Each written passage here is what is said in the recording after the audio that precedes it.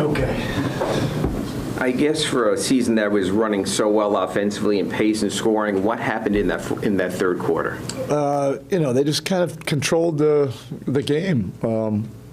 And look, the bottom line is, we were kind of uneven all night long, but there were two key possessions there going down the stretch where they got offensive rebounds, and then both those possessions ended up in open threes. If we secure those rebounds, my experience tells me that the game would have felt a little bit different, those last 2 minutes. So regardless of how you get there, it's about making winning plays, going down the stretch. And there was those couple winning plays and, one or two other possessions we could have gotten stops with another rotation, another effort, and then you just grind it and you come away, with a win when you're not playing well. That's the key takeaway. It's not always going to be easy. It's not about how many points can we put up on the board. You have to credit their defense. They played well, and when we got in the paint, they were there.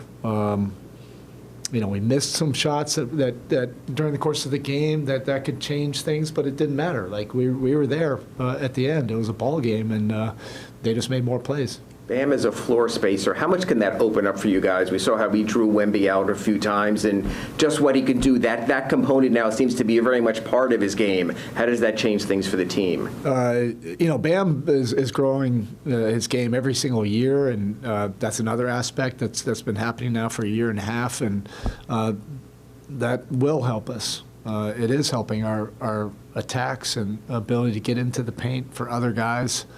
When you can kick out to him, it also gives him an opportunity, to put the ball on the floor versus closeouts. He was very good. It was a great matchup between him and Wemby tonight. If you're a basketball fan, it's just that's the biggest takeaway is finding a way to make a couple more winning plays and win a game where it's guys we didn't have a great flow or rhythm offensively. When you see what Andrew did with other guys out, do you sort of look at if he could do that when we're all whole, it could even be more special what he did tonight, Andrew? He was very good on both ends of the court. We needed some scoring, and he was able to do that in a lot of different ways, off catch and shoots, off of drives, off of post-ups, in transition, offensive rebounds. But defensively, he was really good as well. Especially when we had to go to that full court press in the fourth quarter, he and Drew kind of changed the whole energy at the beginning of that quarter, and he just is super versatile. Because it can't always be Jaime, what Simone did off the bench and just his toughness, even though so much came from threes, just his overall performance and what he gave you to boost the bench. Yeah, he's ignitable, and you have to scheme for him. You have to, know where he is. That helps everything we do. And when he knocks down one, it's like a snowball rolling down a hill for him. But even Jaime, he still had an impact. It's not always going to be an easy 20-plus points, but it's, can you make an impact on the game? I think he still found a way to still put his fingerprints on things. But the Spurs made more plays down the stretch. It was a heck of a game in those last 3 minutes. I just think there were 2 or 3 plays we could have made that possibly could have changed things. In a game that required a little more toughness, Kalel and Nikola seemed off tonight for whatever reason. You went smaller at the end.